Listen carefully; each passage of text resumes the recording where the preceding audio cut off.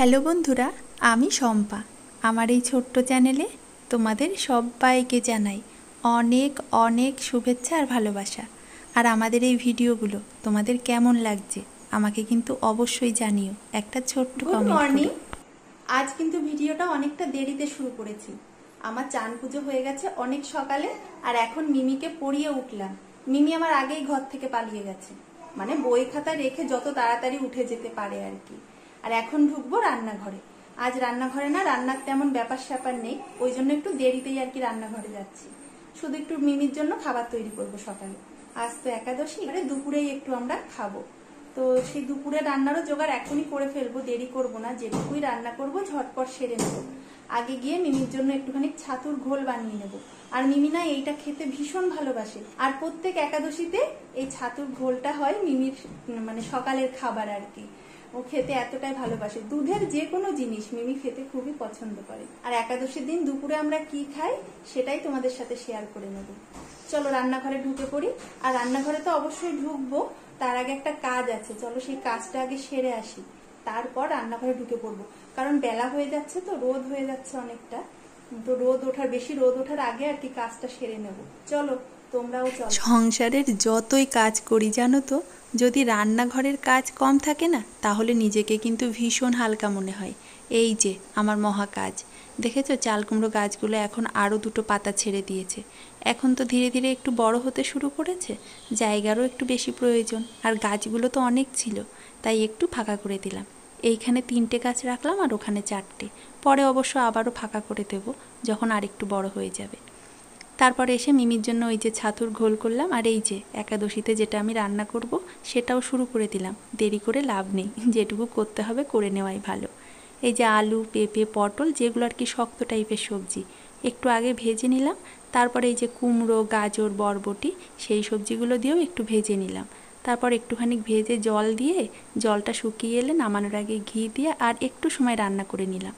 কোনো রকম চিনি দিইনি, কারণ এমনিই সবজির একটা মিষ্টি ভাব আছে। আর ওটা না আমি কড়াইতেই রেখে দিলাম জানো তো, কারণ যখনই খাবো একটু গরম করে খেতে হবে, তো ওই জন্য আর নামালাম না।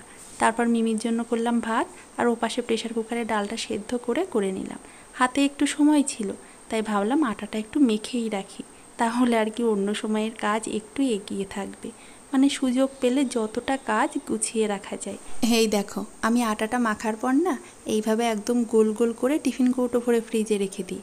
এখন শুধু বের করব আর গরম গরম রুটি করে নেব। কতটা কাজ কম হয়ে গেল বলো তো। আর মিমি কিন্তু ভাইয়ের সাথে অনেকক্ষণ ধরে খেলা করছে। সেই দেখলে না, সকালবেলা আমি বেরিয়ে গেছি তখনই কিন্তু আমার আগেই ঘর থেকে বেরিয়ে গেছিল।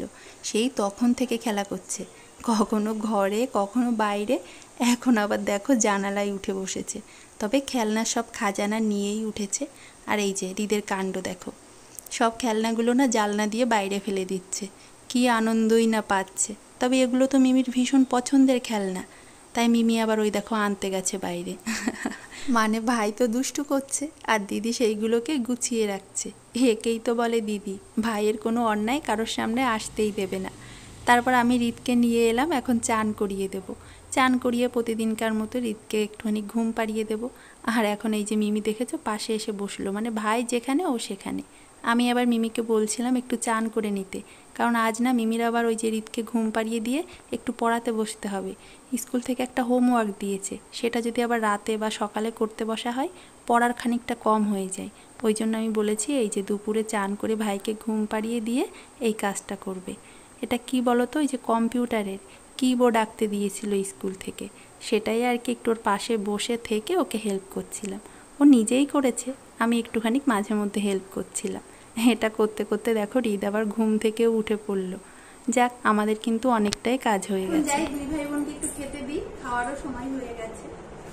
চলো, আর আমি যে কি রান্না করলাম তা তো তোমরা দেখেইছো। আমি একটু খাবো। আর আজ তো একাদশী, আমি সকাল থেকে এখনো কিন্তু কিছু খাইনি। আমি কোনোদিনই একাদশীতে খাই নাই, দুপুরে একটু খাই। সবজিটা সেদ্ধ করলাম, দেখলে সেদ্ধ না মানে একটু রান্না করলাম, ওই সবজিটাই আমি খাবো। তারপর যদি রাতে কখনো খিদে পেয়ে যায় তাহলে খাই, না হলে আর আমি খাই না। বাবা তবলা বাজাতে চলে গেছে। মামা এটা সরিয়ে রাখ, নাহলে ছিঁড়ে ফেলবে। আজ ভিডিওটা এখানেই শেষ করলাম। কাল আবারও ফিরে আসবো আরো একটা নতুন ভিডিও নিয়ে।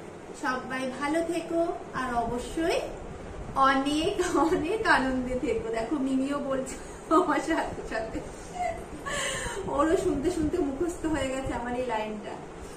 যাই হোক, তোমরা সবাই কিন্তু অনেকটা আনন্দে থেকো। টাটা।